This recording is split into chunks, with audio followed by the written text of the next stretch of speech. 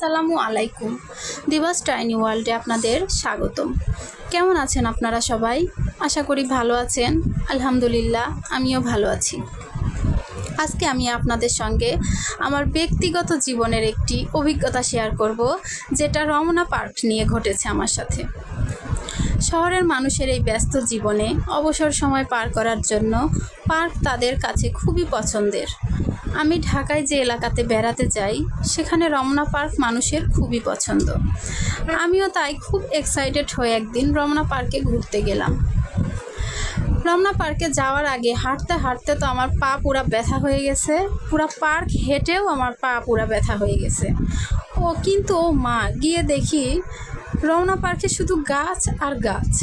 আমরা যারা গ্রামে থাকি তাদের জন্য গাছ খুবই সাধারণ একটি বিষয়, কারণ গ্রাম মানেই সবুজে ঘেরা।